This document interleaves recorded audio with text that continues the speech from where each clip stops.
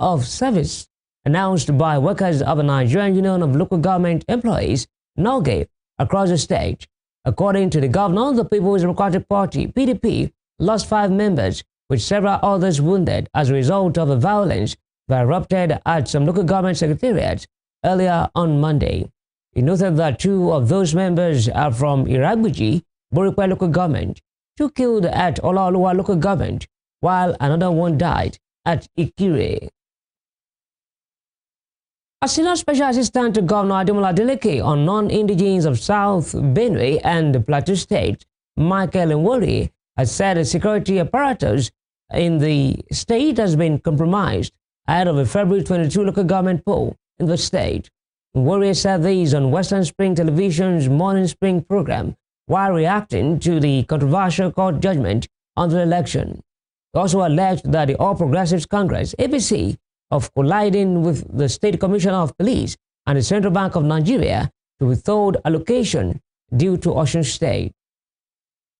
Election of 2022 was conducted and lost by the former Governor Boyega Oyetola. Yeah. They hurriedly made arrangements to conduct a local government election. Now, the Electoral Act stipulates that before you conduct a local government election, that you must give an election notice of 360 days. Now, in their hurriedly amended OSEC law of Osun State 2022, they provided for 360 days in the electoral law of Osun State. But instead of allowing that 360 days, they gave 2 months notice. That is 60 days notice, in violation of the Osun State electoral law of 2022 and the Electoral Act of 2022.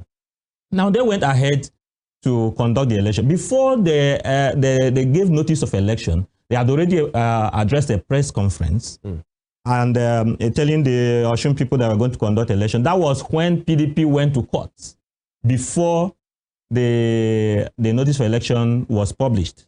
PDP then was in no position, though they have won the election, but they have not been sworn in. Taking over power. Yes, taking over power. So the PDP filed their originating summons at the Federal High Court, challenging the purported arrangement to conduct an election just 2 months before leaving office.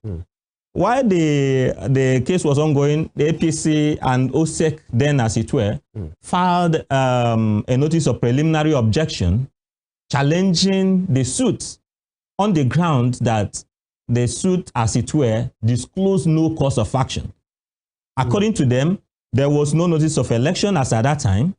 There was nothing already done by OSEC suggesting that they had taken steps except a press conference. When they filed a notice of preliminary objection, the PDP now, in a way to salvage the case, now came by way of amendment. As at that time, notice of election had already been issued. They now applied to the court, Federal High Court, to allow them to amend the originating summons to come in line with the present happening. That is the issuance of the notice of election. Back to the earlier story on the Osun local government takeover crisis. Gunshots were heard at the gate of Osogbo Central Local Government Area, Okebale, Osogbo, the Osun State capital, Monday, as members of the People's Democratic Party, PDP, and the All Progressives Congress, APC, clashed while attempting to enter the council secretariat. During the shooting, the Osogbo-Ibokun Road was also deserted. Armed police operatives were seen at the entrance of the secretariat, while the hoodlums responsible for the gunfire shot sporadically, causing panic in the neighborhood. While one person was reportedly shot dead by unknown gunmen at the local government secretariat in Ikire. Joseph Atewe has more on this.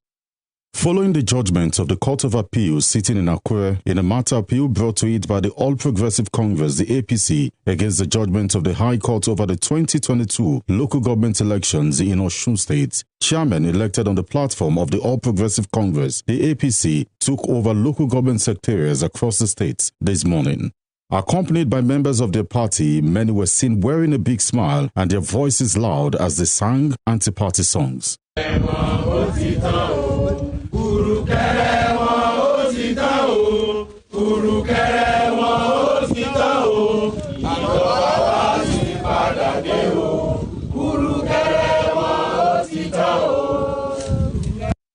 later, tension escalated in many of the local governments as PDP chairmen, followed by their supporters, stormed many of the local government secretariats, chasing the APC supporters and their chairmen away. At the Olonda local government secretariat, Honorable Abdulmaruf Adebayo, member representing Orolu, Irepodun, and Olonda, accused member of the APC of breaking their way into the secretariat while security operatives watched.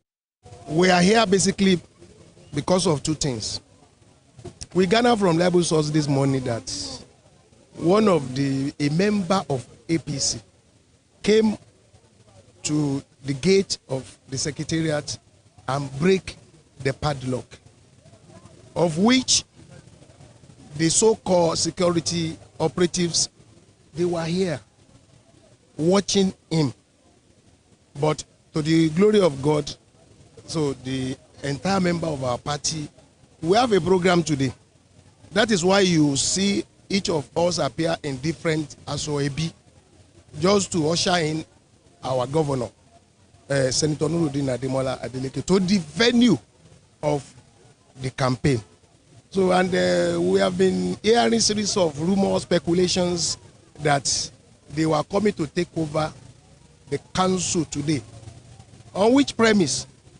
So they lay all their claim anchored on fake judgment. In Irepodun local government, members of the PDP were seen at the secretariat holding the party flag. Loud music was played, while party members and residents were seen dancing. According to Otumba Sharafaddin Awotunde, PDP candidates in the forthcoming local government election, the people of Ifelodun won't be forced or pushed by higher powers to accept what is not theirs. The APC talks, they force themselves to enter the heritage of Ifelodun.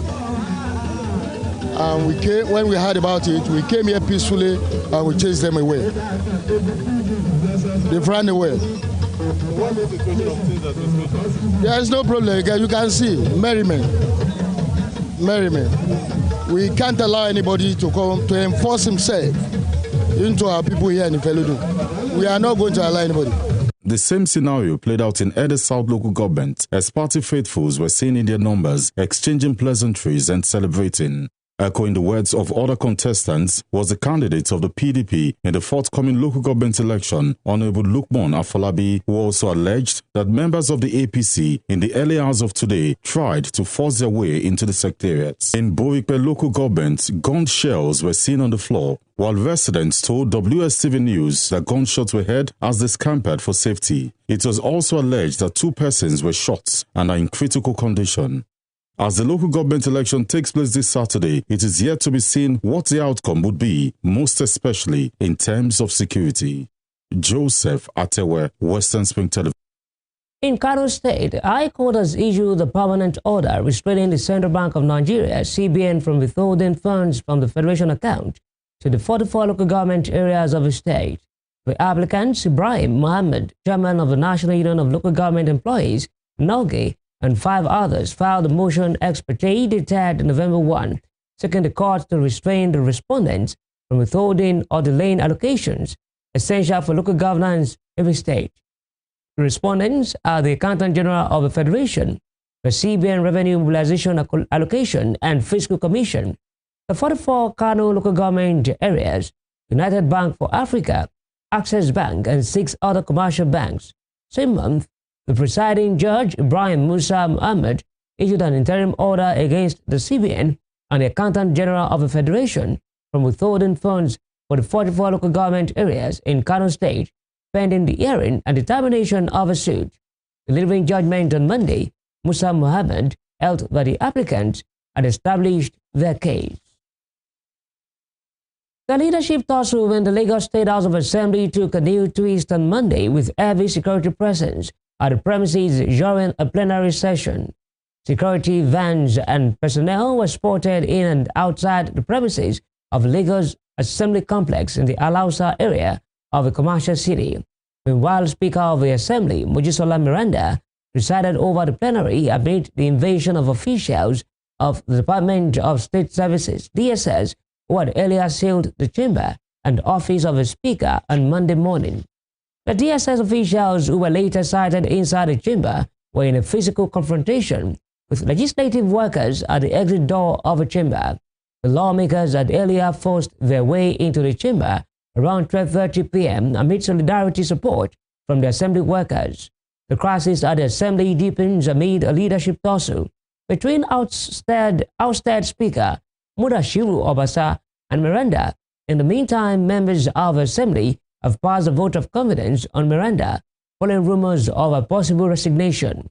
Member representing Oshodi Solo Constituency 2, Oladipo Ajomale, moved the motion affirming the assembly's trust in Miranda's leadership during Monday's plenary.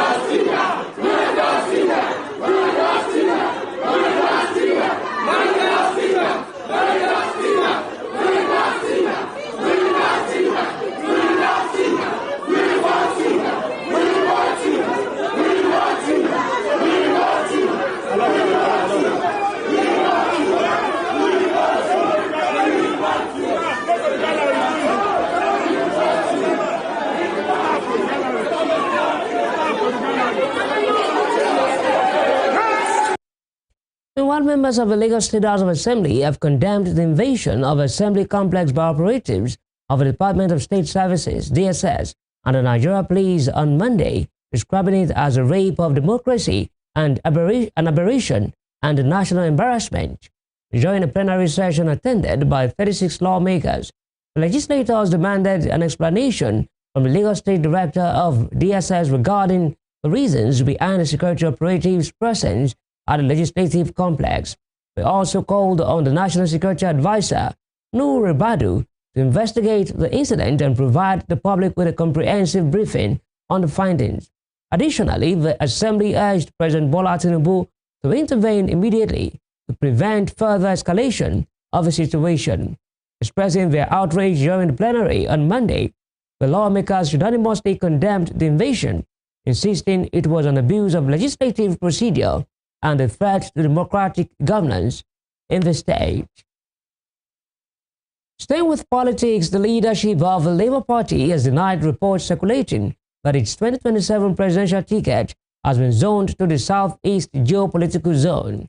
In a statement issued on Monday by its National Publicity Secretary, Obiora Ifo, the party said that it has not and will not zone any of its positions to any geographical zone or individual. The party had on Sunday issued a statement which fueled speculation that its presidential ticket has been zoned to the Southeast. Verifying the statement, Labour Party stated that the party did not at any time say it has zoned the presidency or any of its positions in the coming election. According to the statement, the party was emphatic in its position that although it made its platform available for the Southeast to pursue its political aspirations in the 2023 election, it will not close its doors to the zone if it chooses to work with the party in future elections. Elsewhere, Justice Inyang Ekwo of the Federal High Court in Abuja has granted an application by former Minister of Petroleum, Dizani Alisi Madueke, to amend a suit challenging the order obtained by the Economic and Financial Crimes Commission, EFCC, for final forfeiture of a seized assets. Justice Ekwo granted the request after the motion was moved by Dizani's lawyer, Godwin Inyibo, and the EFCC's counsel, Divine Oguru, did not oppose it. At the day's proceeding, Inyibo informed the court that they had already filed a motion for amendment of the originating process and the defendant had been duly served. The judge, however, gave the Zani 5 days to file and serve the amended processes and granted EFCC 14 days from the date of service to respond. The matter was subsequently adjourned until March 17 for further mention.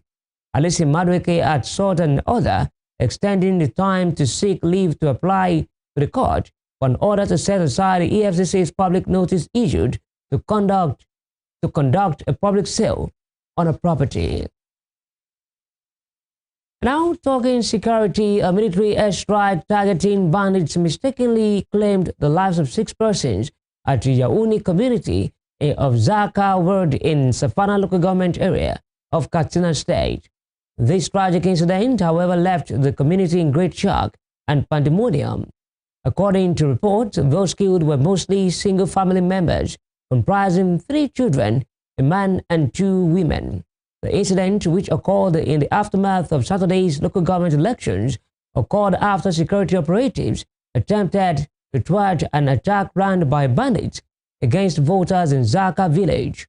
In July 2022, at least 2 people were equally reported to have been killed when a military fighter jet mistakenly dropped a bomb on Kunkuni village in the Savannah local government area of the state.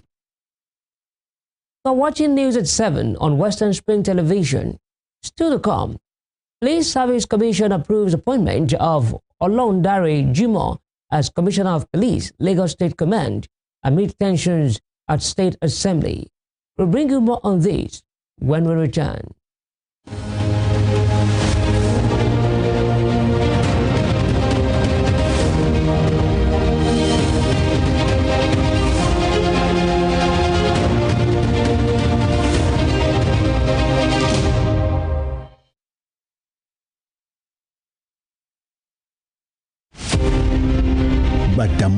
Ademola Adeleke was a prominent figure in Ibadan politics and Western region before Nigeria's independence.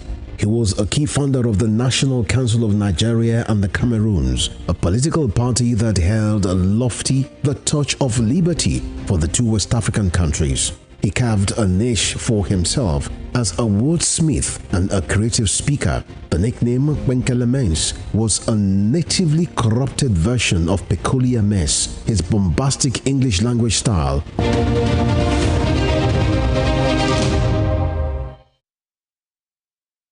Welcome back. This is still news at 7 on Western Spring Television. A reminder of our headlines.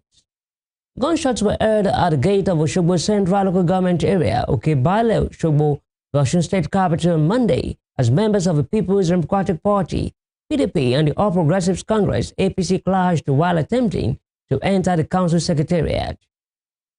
The leadership tussle in the Lagos State House of Assembly took a new twist on Monday, with heavy security presence at the premises during a plenary session.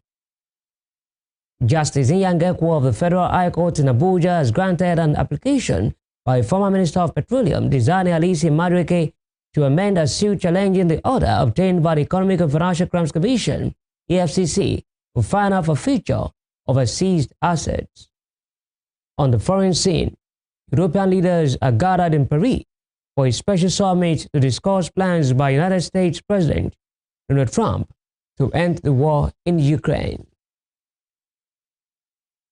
The Police Service Commission has approved the appointment of Olondare Jimo as the Commissioner of Police, Lagos State Command. A statement by the head of Press and Public Relations of the Commission, Ikechukwu Ani, says Jimo, before his appointment, was Commissioner of Police, Ports Authority, Eastern Ports. Jimo, who hails from Kwara State, was a former Force Public Relations Officer and later Deputy Commissioner of Airport Police, Deputy Commissioner, Finance and Administration, and Deputy Commissioner, General Investigation. The new Lagos Commissioner appeared before the Commission's Chairman, DIG Ashimu Adegungu, Justice Adamu Paul Galamuje, retired Justice of the Supreme Court and Honorable Commissioner representing the Judiciary, and DIG Taiwo Lakanu, Honorable Commissioner representing the Police. The United States has listed 201 Nigerians for deportation amid President Donald Trump's crackdown on illegal migrants. Minister of State for Foreign Affairs Bianca Odumegwu Ojukwu spoke about the development when U.S. Ambassador to Nigeria, Richard Mills, paid our courtesy visit at the Tafawa Balewa House, Abuja. Mills said those to be repatriated will be dropped in Lagos, adding that the first group will be convicted prisoners. According to a statement issued by the minister's media aide, Magnus Eze, both officials addressed concerns about the repatriation system, with Odumegwu